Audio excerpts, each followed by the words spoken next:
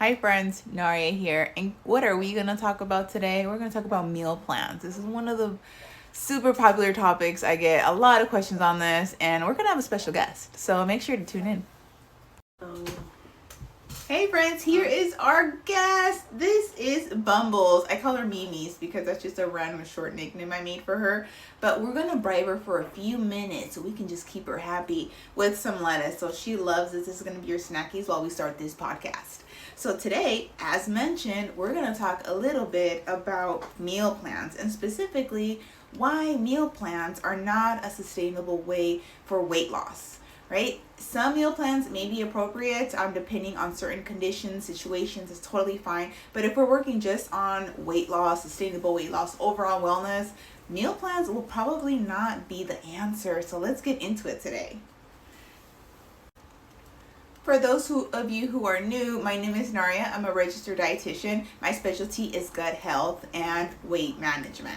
So meal plans in general, they can be such an amazing tool for weight loss. Why? Because they tell you exactly what to do. They tell you what to eat, how much to eat. Usually your coach will do the macros for you. So your amount of protein, your amount of carbs, your amount of fats, it is done for you. So can you lose weight? Of course. Well, you most likely for following it.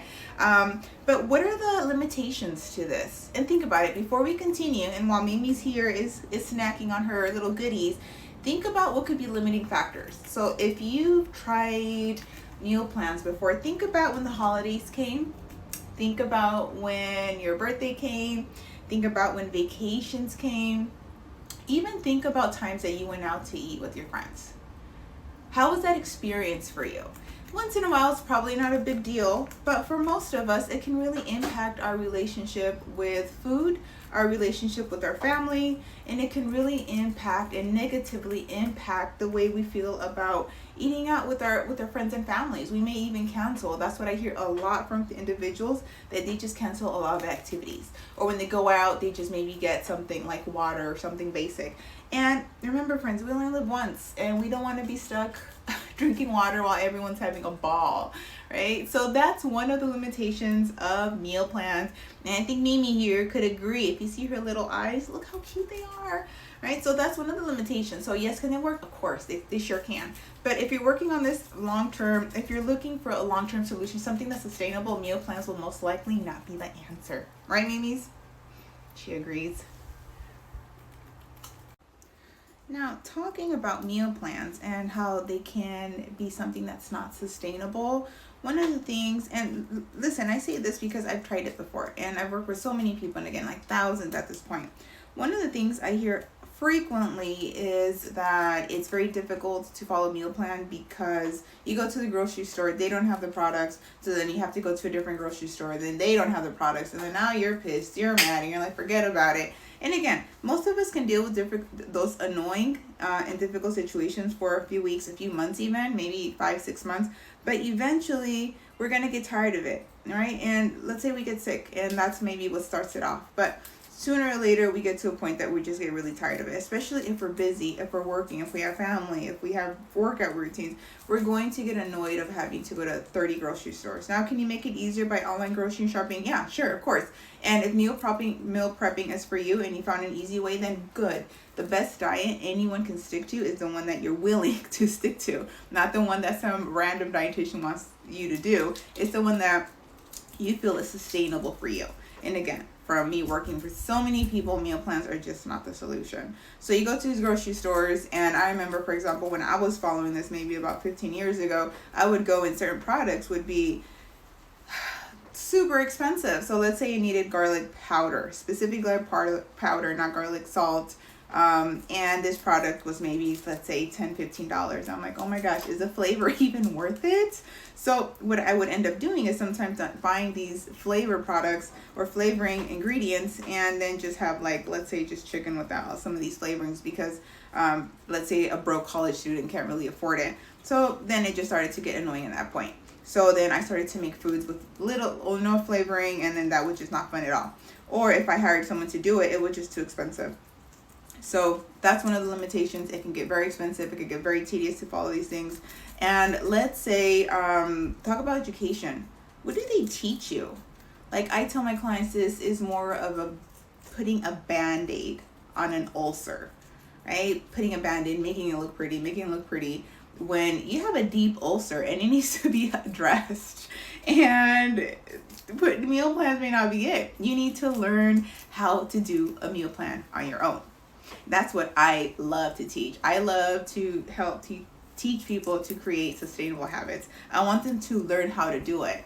So that way they don't ever have to rely on another dietitian or another nutritionist ever again. It's something that they can do on their own. And it's fun. You can do it in a way that includes flavors that you love, flavors that your family loves. And that's something that can be fun. One of the first meal plans I actually ever tried did not include one of my favorite foods, which is Mexican food. Growing up, I grew up on Mexican food, and when I saw this meal plan, I'm like, where are the tortillas? Like, where are the beans? Where's the rice? This is a joke. Like, oh, okay, this isn't fun. And the person was just like, this is a meal plan. This is if you want to lose weight, this is going to be the answer. So either you do it or you don't do it. I'm like, okay, that's a little strict, but I want to lose the weight, so I'm going to follow it. So it wasn't fun not having my favorite foods for the longest time. Did I lose weight? Yeah, I did. Was I happy in life? I was not happy in life. One of the biggest things with sustainable weight loss is you have to keep your favorite foods. If you start limiting foods that you love for weight loss, trust me guys, you're not going to be a happy person. Your partner is going to get annoyed. Your coworkers are going to get annoyed. You're going to get annoyed. Because it's just, again, food, it just brings us together. Think about like family gatherings, Christmas, any holidays, birthdays, vacations, so forth. All the families come together, and what do we bring? We bring food.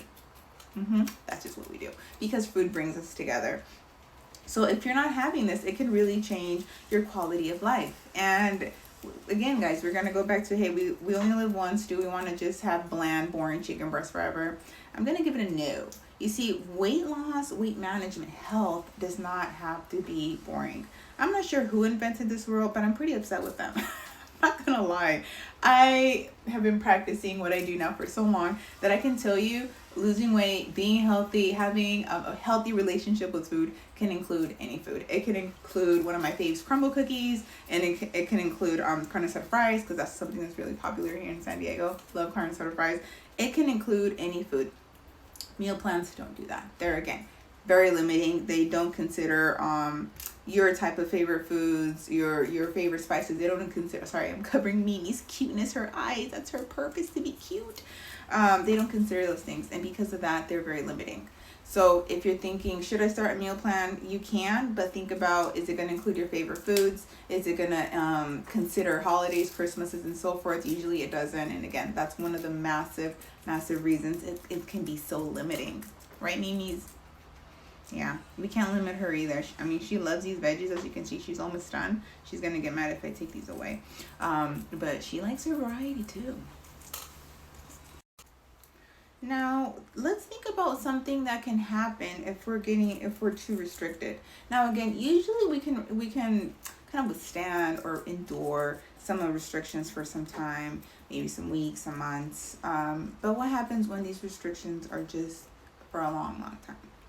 And then you start to say, like for me, like I love crumble cookies. What would happen if someone took crumble cookies for me? I could do it for a while. Yeah, I could do it. But then, let's say I go into a clinic or I come home and someone has a chocolate chip crumble cookie, and forget it. If they have a glass of milk, that's it. That's all I need to see. Forget about it. Everything else is done. I'm having 10 crumble cookies, 15 glasses of milk, and that's just going to be it. Yes, overeating those foods. It's very important that that situation is avoided as much as possible. You want to learn how to include all foods in a healthy lifestyle, because if not, that overindulgence can occur, and most likely will occur. You want to learn how to think about, like, nice and easy. I like to start everyone with the 80-20 rule, which I know everyone has heard about.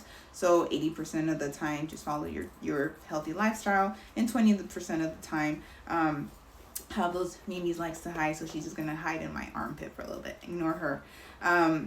you can include those other foods. What that means is that does not mean that, oh, the weekend is coming, let's go full force, pizza, crumble cookies, let's go. No, it means that, oh look, she wants to hide. It means that during the week and weekend, you want to incorporate these foods. You want to learn how to be okay having a crumble cookie maybe on a Wednesday when you usually have it on the weekends. Or you want to be okay with having pizza here and there. Mixing it up throughout the week and weekend. So that way when your cheat day comes, or that type of mentality, it's not really a cheat day. It's just a regular Saturday. It's just a regular Sunday. It's just a regular Monday. It's just a day.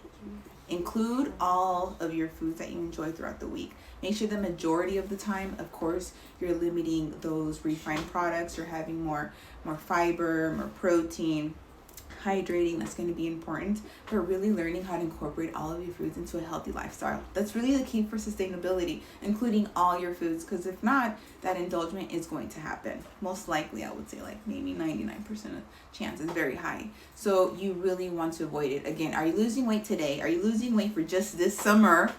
Or do you want to lose weight for the rest of your life? Ask yourself that. And if you want to lose the weight for the rest of your life, think, is this new habit sustainable? If it's not, go back to the drawing board, which is totally fine. So what's the solution here, friends? Mimi's, your turn to talk. No, she's too busy eating it. I gotta get some more lettuce because this girl, forget about it. So what's the solution? The solution is to create sustainable changes. Like I just mentioned, when you're creating your goals, think about, can I do this for the next 10, 20 years plus? If the answer is no, go back to the drawing board, which again, it's totally fine. It's totally fine. You do not want to make too many changes all at once. One of the biggest things I see with people is that they make too many changes all at once, then it's very overwhelming.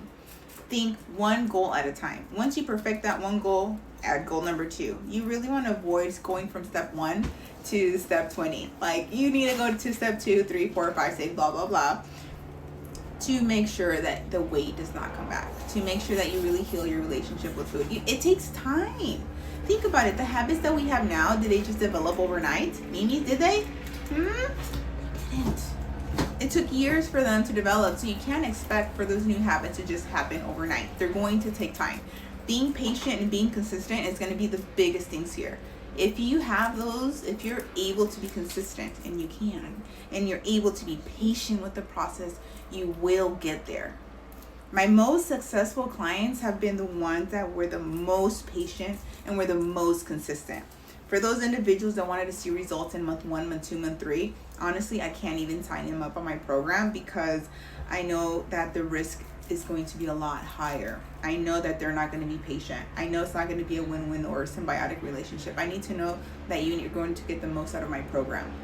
And for that, we're going to need time. So what can you do today? Let's review just a few things that you can start today. Step number 1, learn about the food groups.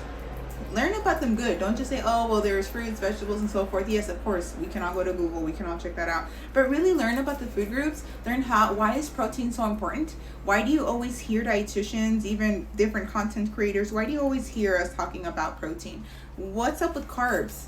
What is carbs? Where can I find carbs? How much carbs should I have? Should I have, or learn the difference about refined versus not so refined carbohydrates? What about fats? What's healthy fats? What's not healthy fats? Why is it healthy? Why is it not? Learn the basics of nutrition. Take the time to build a solid foundation. Number 2, hydrate. Are you hydrating? How much water are you drinking a day? Mimi's always drinking water. I can tell you that. We have to refill her water so much that maybe we should start putting timers. But those are some things that you can start with today. Those are nice and easy things, friends. Make sure that you're consistent. Make sure that that they're sustainable. Any questions, make sure to let me know. I'm always here to help. So what can we do, friends? We can subscribe for more information. So make sure to click subscribe. Any questions, you can definitely send me an email, Naria at gmail.com. Make sure to check out my website if you have any questions, narialamira.com. Now, in behalf of Mimi's and my son Josiah, we want to say have a great day, and we'll see you on the next podcast. Bye, friends.